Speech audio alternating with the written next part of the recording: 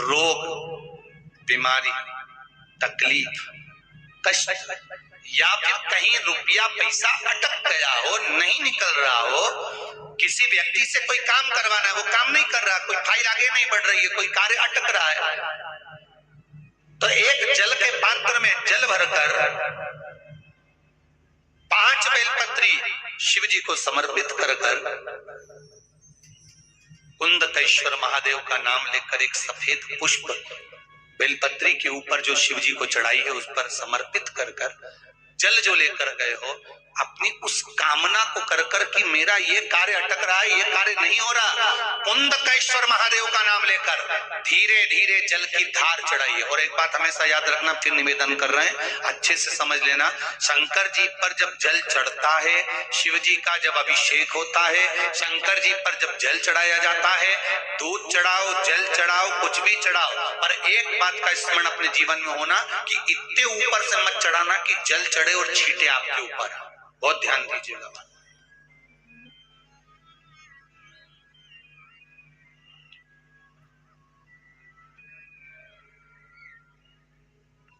यहां तक वर्णन करा गया है कि शंकर जी का जल चढ़ा हुआ जहां से बहकर जाता है ना, उसको लांगा तक नहीं जाता। यहाँ लांगते हैं क्या? नहीं ना, परिक्रमा भी करेंगे तो वहीं से लौट कर वापस उतर जाएंगे। शिव जी का जहां से जल बहकर जा रहा हो, चढ़ा हुआ जल जहां से बहकर जा रहा हो, उसको लांगा तक नहीं जाता।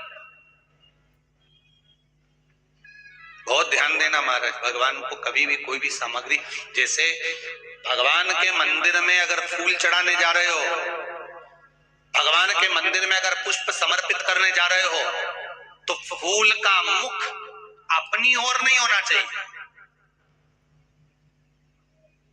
फूल का मुख कहां पर होना चाहिए? जम के बोलो जरा, भगवान की ओर। पर ईमानदारी से बोलना, आप मंदिर में भगवान के, आपके घर में भी फूल चढ़ाती होगी, आप अपने घर में भी भगवान को फूल चढ़ाती होगी, आप अपने मंदिर में फूल चढ़ाती होगी, ईमानदारी से बोलो, आपके फूल का मुख कहां रखती हो? बोलो बोलो जरा जरा, कहां रखती हो? आपकी ओर। भगवान को तो डंडी चुभने के लिए दे देती है, चुभती रहे। कुंदकेश्वर महादेव को सबसे ज्यादा कोई चीज चढ़ती है तो सफेद पुष्प चढ़ता है। कौन सा पुष्प चढ़ता है? जम के बोलिए जरा, सफेद पुष्प। और बहुत अच्छे से ध्यान रखिएगा, कभी आपको अगर मौका मिले जीवन में और आपके यहाँ अगर सफेद फूल ज्यादा आ जाता हो, तो 12 महीने शिवरात्रि आती है, 12 महीने शिवरात्रि आती है। आप किसी कामना से अगर शंकर जी की आराधना कर रहे हैं या आप शिवरात्रि पर व्रत करें ना करें, 12 महीने शिवरात्रि आती है। आप प्रयास करना, एक कामना कर शंकर जी के शिवलिंग का और शंकर जी की जो जलाधारी है उसका शाम के समय, प्रदोष के समय पर, शिवरात्रि के दिन सफेद पुष्प की पंखड़ियों से शिव का श्रृंगार करना प्रारंभ कर दीजिए। जिस मंदिर में कोई नहीं जाए उस मंदिर में जाकर आप शिव का श्रृंगार करिए, श्रृंगार करो। आप दूसरा सोमवार आएगा, दूसरा शिवरात्रि आएगी ना, दूसरी महीने की जब शिवरात्रि आएगी, तो आपको मालूम पड़ेगा कि आपने शंकर का जो पुष्प का श्रृंगार करा था, श्वेत पुष्प की पत्तियों का, सफेद फूल की पत्तियों का, कुंदकेश्वर महादेव के नाम से जो श्रृंगार करा था, उसका लाभ क्या हुआ? एक माता ने तो बड़ा सुंदर भाव लिखा है कि हमारे, अब पत्र ढूंढना पड़ेगा, कि हमारे घर के पास में मंदिर था, उस मंदिर का कुछ नाम नहीं था। जिसने भी शिवाय नमस्तुभ्यम, प्रयास करा करो। अगर घर में संपदा लक्ष्मी नहीं आ रही हो, व्यापार व्यवसाय नहीं चल रहा हो, नौकरी सर्विस नहीं मिल रही हो, बहुत तकलीफ हो, 7 बेलपत्री केसर को घिसकर, चंदन बनाकर, बेलपत्री पर बीच वाली पत्ती पर ओम लिखना है। दोनों पत्तियों पर भी एक आद्यशक्ति जगदम्बा के नाम की केसर की बिंदी लगाना है, दूसरे में श्री गणेश रिद्धि सिद्धि के नाम की बिंदी लगाना है।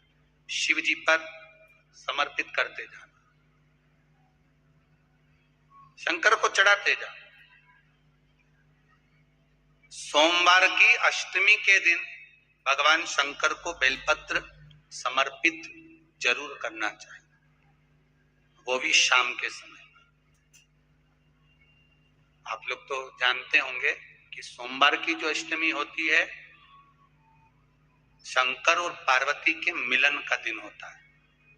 किसके मिलन का है? जम के बोलिए। शिव और पार्वती के मिलन का दिन होता है सोमवार की अष्टमी का दिन। साल भर में लगभग 4 या 5 सोमवार की अष्टमी पड़ती है, इससे ज्यादा नहीं पड़ती। शिव और पार्वती के मिलन का दिन होता है सोमवार की अष्टमी। इसमें मां जगतजननी जगदम्बा अपनी 64 योगिनियों को लेकर शंकर भगवान के सामने नृत्य करती है जब सोमवार की अष्टमी पड़ती है।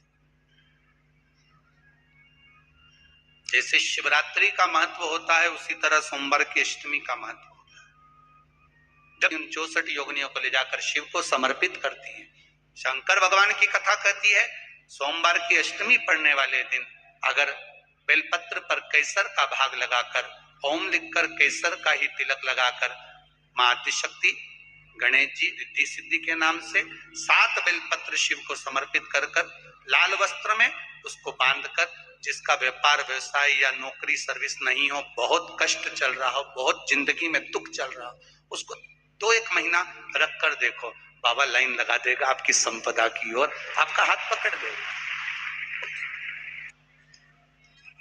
क्यों? 3 चीजें हमें किसी की नहीं चाहिए। एक पांव की चप्पल, ना जाने किसका काल मंडरा रहा था, ना जाने किसकी काल चल रहा था, ना जाने कौन सा बेकार ग्रह चल रहा था, और किसी की पड़ी हुई चप्पल तुम लेकर चले गए, वो काल तुम्हारे माथे पर चढ़ गया। तुमने सोचा ये चप्पल जब से पहनी है तकलीफ आ रही है, तो तुमने घर के दरवाजे पर रख दी, तो भी वो काल नहीं टला, काल नहीं टला। कई लोग कहते हैं हमारी चप्पल चली गई तो हम क्या करें, इसलिए हम दूसरे की ले गए। हम क्या करें उसमें? ले जाओ, मना नहीं है, आपका मन पड़े आप तो पूरे मोहल्ले की ले जाओ। कथा जब पूरी हो जाए ना तो ये ग्राउंड में बहुत सारी चप्पल पड़ी मिलेगी, तुमको देखना हो, तुम्हारी मर्जी पड़े, तुम बोरा लाओ उन्हें भर के ले जाओ, मना नहीं है। पर नीची है किसी की चप्पल। और एक मांग का टीका किसी का नहीं चाहिए। ना जाने कौन सी घड़ी में कौन से पल उसकी मांग से नीचे उतरा था, और वो घड़ी और पल में कहीं हमारा ना उतर जाए। हमें किसी का मांग का टीका नहीं चाहिए, हमें नहीं चाहिए। हमें किसी की चप्पल भी नहीं चाहिए, और एक किसी का, जम के बोलिए जरा, छाता। मी आशा करते तुम्हाला हा व्हिडिओ नक्की आवडला असेल, आणि आवडला असेल तर चॅनलला जरूर सबस्क्राईब करा आणि आपल्या मराठी परंपरा या चॅनलला सपोर्ट करा।